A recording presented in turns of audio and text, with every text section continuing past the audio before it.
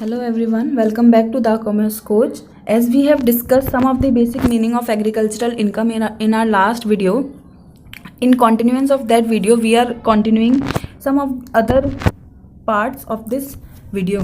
Before starting this, for you guys, we have one disclaimer that if these notes are helpful to you, please share and subscribe to our channel and stay tuned with the Commerce Coach. So let's start the video. Agricultural income can be earned in India.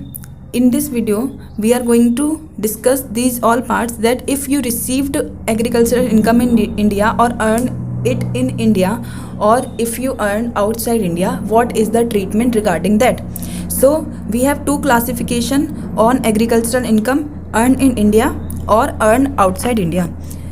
If you have earned in India, mainly we have listened that agricultural income is exempt if you have received it in India, but in some cases partial integration may apply. Okay, most of the income is exempt, but there are many conditions where the partial integration may apply. We will discuss it later. It is one of the very major topic and very big topic, you can say. We will discuss it on later. Next is earned outside India. It is one of the topic from residential status. If you have done residential status, it is very good to you. If you did not, then only learn from here or have remember these all things. ROR, you will have knowledge of it after reading all the provisions of residential status. It will be more clear to you at that time. ROR, always taxable. ROR, if you earn any income in India, in ROR it is always taxable, as you know. And NOR or NR, not ordinary resident and not resident, if directly received in India. If you received that income directly in India, it will be considered as earned agriculture income from outside India. What is the treatment regarding this? Let's discuss one by one of all the treatments. Firstly, let's discuss if you received or if you earned in agricultural income in India. So it is exempt as per section 10 and partial integration may apply. So partial integration, what is partial integration? We are going to discuss now. Partial integration conditions. What is the conditions of partial integration? Applicable only in case of individual AOP, HUF and BOI. What does it mean? It means that this provision applies only to individual AOP, HUF and BOI. What remains? Partnership and companies. So in partnership, in case of partnership and companies, partial integration will not apply. So here is a note on that. Partial integration will not apply in case of partnership and companies. If the entity is partnership or the company, the partial integration will not apply. It is simple as that all agriculture income will be exempt in the hands of partnership and companies. What is the treatment regarding other incomes in partnership and companies? We will be discussing in our next video. In this video, we are going to calculate partial integration. There are certain conditions where it will apply. First condition, we have discussed that it is applicable for AOP, BOI, HUF and individual, association of person, body of individuals and Hindu undivided family and individuals. So the second condition is, we have discussed first, and the second condition is agriculture income more than rupees 5,000. If these all conditions applies, then only it will be considered as partial. We can apply the rule of partial integration. The second situation, first and second situation we have discussed. Now the third situation is non-agricultural income should exceed basic amount not chargeable to tax, means basic exemption. What does this mean? As you all may be knowing, the basic exemption limit, like 2.5 lakh is exempt, and then from 2.5 to 5 lakh it is 10%, 5%, sorry,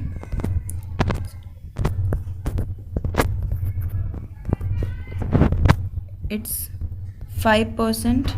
From 5 to 10 lakh it is 20%, and from above 20 it is 30%. So the exemption limit may be as per your financial year or your assessment year called. So you can take any of the exemption limit. All the law will remain same, but the exemption limit might be changed because it changes nearly year by year. So let's move to further. It should exceed maximum amount not chargeable to tax, means you have exceeding the basic limit of 2.5 lakh in case of resident individual having age of 60 years, in case 3 lakh in case above or equal to 60 but less than 80, in case 5 lakh in case more than 80 or equal to 80. So let's not have discussion on it. It is a basic exemption limit. You should know the basic exemption limit as per your assessment year. So I have given you an example. If you have, let's take 1 second.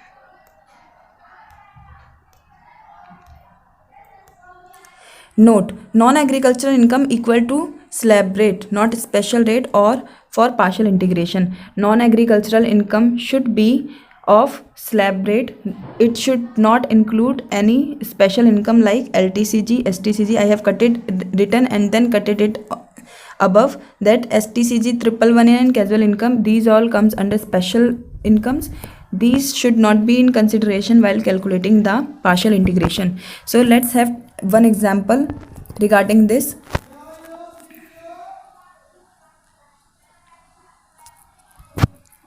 Suppose normal income of an SSC is 4,30,000 and it is the individual is less than the age of individual is 45 years. So the normal income is 4,30,000 and his agricultural income is 60,000. So is this a satisfactory condition for applying partial integration? So income is 4,30,000 as it has crossed the basic exemption limit of 2,50,000, means now it is taxable, and agricultural income is 60,000, it is more than 5,000. So both the conditions have been fulfilled. So here partial integration may be used, or it is agricultural land, third situation. So here we can use partial integration. So how does it applies? You can note it in normal income as 4,30,000 and additional income 60,000, or have remember in your mind. Now the steps for taking this is, firstly what you have to do is calculate tax on agricultural plus non-agricultural income at slab rate. Means first, according to first condition, 4,30,000, or you can take 60,000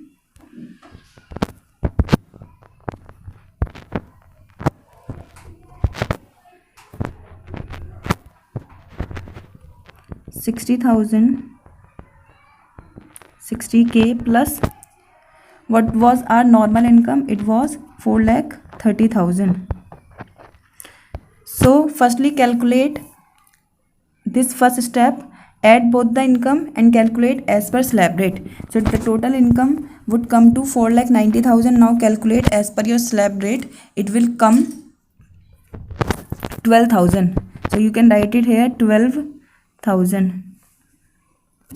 Now the second step is calculate tax on total agricultural income plus exemption limit. Total agricultural income is 60,000 plus exemption limit. What is exemption limit? In case if the SSC is of 45 years, so the exemption limit is 2,50,000. So 2,50,000 plus 60,000 equals to 3,10,000. So now calculate tax as per slab rates of for 3,10,000. So it will come as 3,000. Difference of 1 and 2 above. So the difference of this is, you can write it here, the difference of this is 9,000.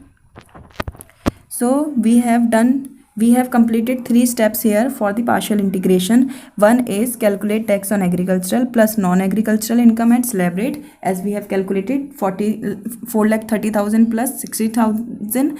Slab rate income is 12,000, and tax on total agricultural income plus exemption limit 2,50,000 plus 60,000, and the tax came 3,000, and the difference of one of the above is 9,000. So how can we use it? 9,000. So here I am writing that the step third we got by applying all these steps. In third step we got 9,000. So computation of tax liability where partial integration applies. It is a very basic thing you should know. Now the real part is here. Tax on special income at special rate, as we have discussed that this is only for slab rates incomes, the partial integration, not for special rates. So firstly calculate all these special rates income tax and write it here. Then add this difference, tax on normal income tax. We have added this income. Now it came income from charging, income before charging, surcharge and rebate. This is the income where we have added special income tax, tax on special income and tax on normal income, as we have calculated here. Okay, I hope you are getting the partial integration part. So this 9,000, suppose tax on special rate came, and this 9,000 will be here. So now you can calculate as the very basic chapter of applying very basic chapter. Now you can, I hope now you can do, or you can solve this. Add surcharge, less marginal relief, less rebate only for resident individual, tax liability before cess, and then add health and education cess at the rate 4%. Then you can get your tax liability. I am not going to discuss all this part because it comes under different lectures and it will go very long if I discuss all this part. So let's move. I hope the partial integration is, you got the partial integration.